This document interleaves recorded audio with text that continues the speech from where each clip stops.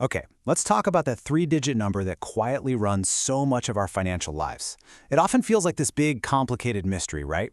Well, today, we're going to pull back the curtain. We're going to demystify exactly how your credit score really works here in 2026. You've probably wondered about this. You apply for a car loan, maybe a mortgage, and the interest rate you get is completely different from your friends. Why? What's the deal?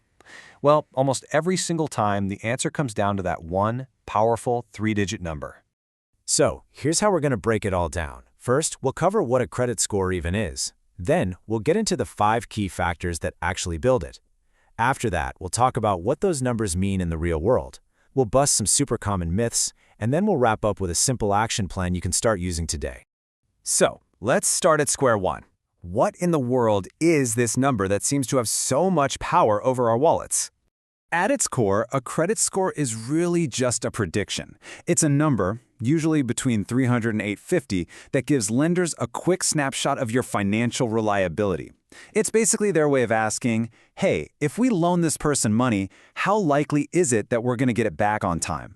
You can think of it like this. The higher your score, the less risky you look to a lender. And because they see it as a safer bet, they're way more willing to give you their best deals. We're talking lower interest rates that can literally save you thousands, even tens of thousands of dollars over the life of a loan. Now here's what's really interesting, and what surprises a lot of people. Your score is all about your past behavior with credit. It has nothing to do with how much money you make, your job title, your race, or how old you are. Now, a lender will definitely ask for your income when you apply for a loan, but that number doesn't actually get factored into the score itself. Okay, so if it's all about our credit behavior, what specific behaviors are we talking about? Let's unlock the actual formula that goes into building your score. This right here, this is the secret sauce. Most scoring models, like the FICO score you hear about all the time, are built on these 5 things. But look at how they're weighted. They are not all created equal. The top 2, payment history and amounts owed, make up a whopping 65% of your entire score. Let's dig into each one. First up, the biggest piece of the pie, at 35%, your payment history. Nothing, and I mean nothing, matters more than this. It's the absolute bedrock of a good score. Consistently paying your bills on time is key. Even just one late payment can put a pretty serious dent in your score.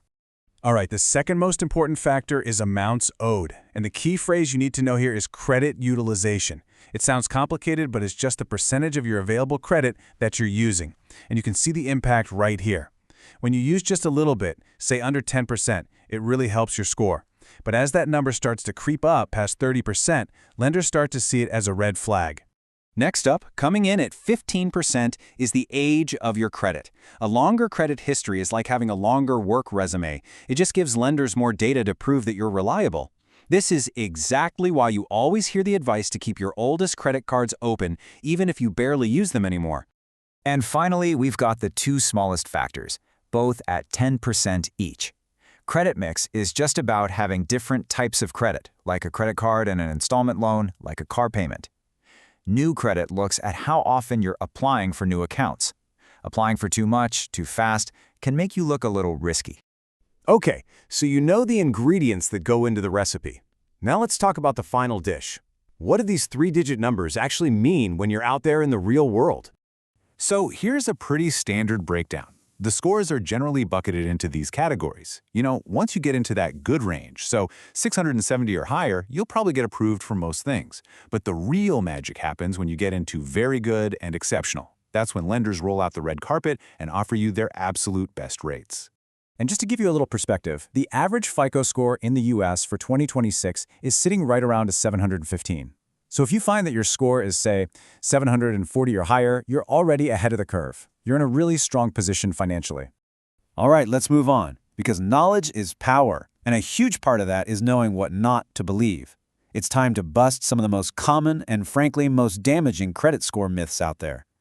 This is a big one. People worry about this all the time. But checking your own score through an app or your bank, that's what's called a soft pull, or a soft inquiry. It has zero, absolutely zero impact on your score. A hard pull is when a lender checks it because you applied for something. That can cause a tiny temporary dip. So please, check your score as often as you want. Oh man, this one is so false, and it costs people a ton of money in interest payments. You do not need to carry a balance from month to month to build credit. Seriously, All lenders want to see is that you're using credit and paying it back on time. Paying your bill in full every single month is the absolute smartest thing you can do. This one seems like just good housekeeping, right? Tidying up your finances, but it can totally backfire. Remember those 5 factors?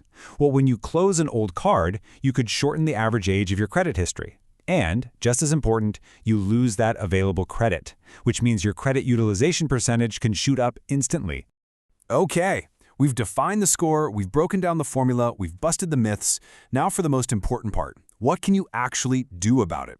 Let's get into a step-by-step action plan to get you a higher score. This whole plan really just comes down to mastering those 5 factors we talked about. So, step 1, nail your payment history. Set up autopay for everything so you never, ever miss a due date. Step 2, crush your utilization by keeping those balances low. Step 3, protect your credit history by not closing old cards.